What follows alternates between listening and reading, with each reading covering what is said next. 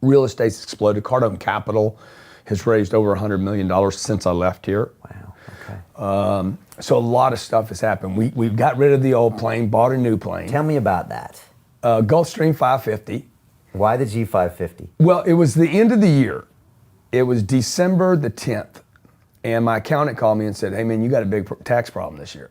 Because you made too much money. Yeah. I didn't make enough money. Okay, all right. And he says, you got a big tax problem. I said, what can we do about it? He's like, there's nothing we can do about it. I said, hey, look, there's always something you can do about something.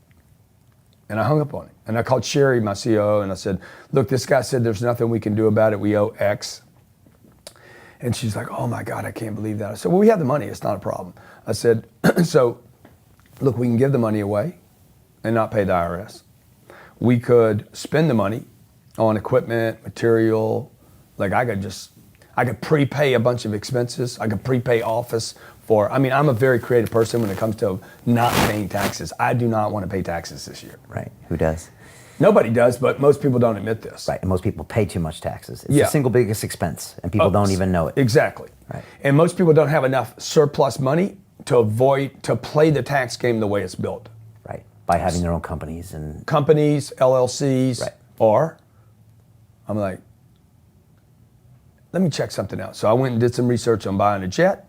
If I buy a jet, that jet's $50 million. In America, I can write off the entire $50 million that month.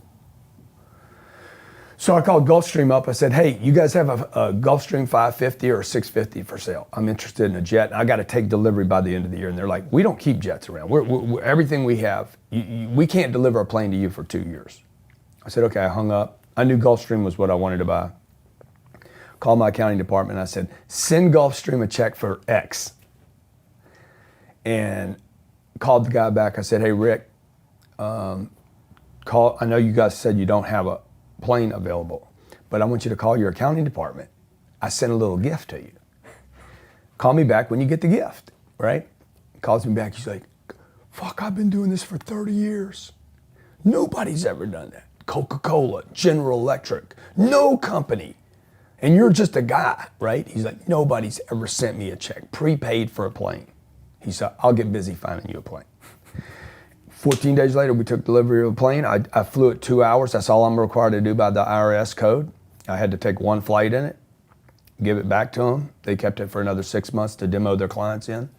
And so we have a Gulfstream 550, 14 hours, any direction without stopping.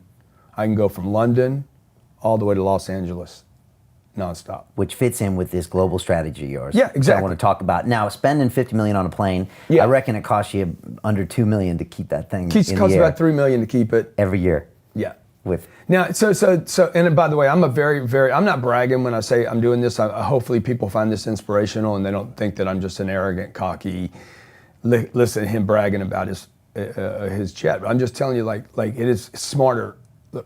Getting rid of that much money is something, you don't get that much money by being stupid with money. So I'm sitting here saying, do I do this or do I do the jet? It's not like I'm thoughtful with it when it comes to money. Do I put the $50 million in apartments, which is my favorite investment, or do I buy the jet? Well, my decision, or do I just keep the 50?